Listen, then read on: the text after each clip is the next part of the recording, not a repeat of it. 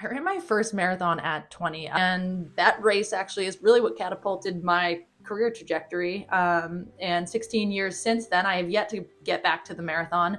And now at 36, as a mother of two and a business owner, I'm really chasing that athlete part of myself again. And here I am, 25 weeks out from Boston, super excited to get back to training and share that journey with you all. I'm Gabby, a doctor of physical therapy and strength and conditioning specialist and founder of the RunRx in Boston, where we help runners move from pain to performance. I ran my first marathon as a junior in college. I was never a runner before. I played soccer and basketball, and I was sort of having an identity crisis in that moment where I was really missing having something to physically train for, to strength train for, and to run for. At the time, I had never run more than 4 miles when I was offered the opportunity for a free bib for the 2010 Boston Marathon. And I had no idea what I was doing. I mean, what is going on with this knee brace? I don't know what the purpose of this is, but I have never in my 10 years prescribed one of these to a runner. I would not recommend any of the training that I did now. I ran all my runs the same pace. I had no fueling plan. My strength training was pretty aimless and not with any goal in mind. But since then, I've spent my career treating, training, and coaching runners and learning all of the science behind what I wish I had known back then. And now I get to bring all of that knowledge into my own training because let's be honest, at 36 with 2 kids and a business, this training is going to look a lot different.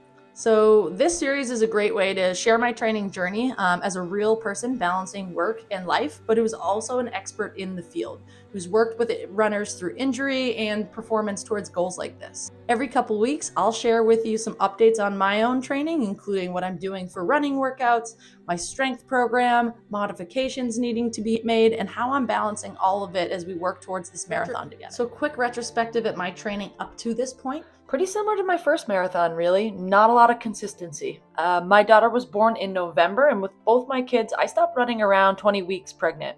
So when I got back to running in January, it had been about 6 months that I had run, and I had worked through our Return to Run program and strength plan that we work through with all of our pregnant runners, and that included progressive strength training, plyometrics, and a lot of Pilates with our sister studio, the Pilates RX. Overall, I had a pretty smooth postpartum both times, but this time around, I had a few things that were aching me on my way back that turned a lot of my strength training into what felt a lot more rehab-y than performance-based.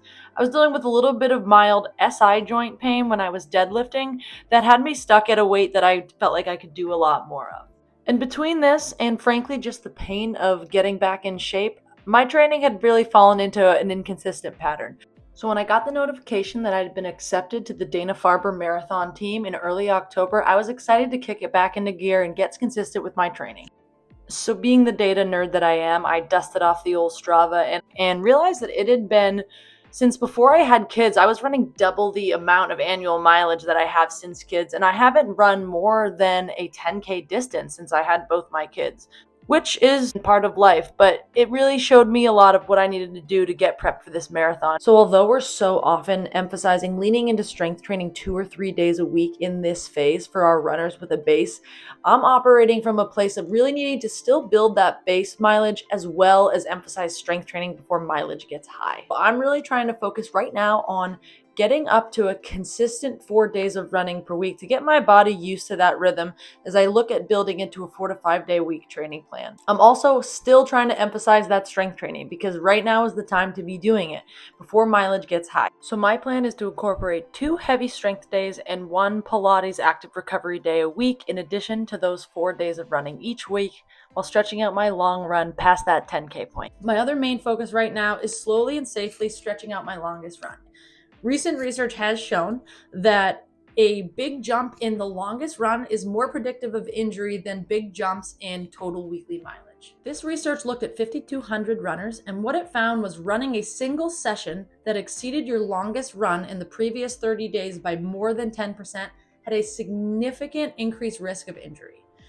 And why this is important is because many marathon training plans show long runs increasing by far more than this amount. All right, that's week 1 of 25 weeks to Boston. Thank you for joining me on this comeback. And don't forget to subscribe so that you don't miss these updates as we go through training.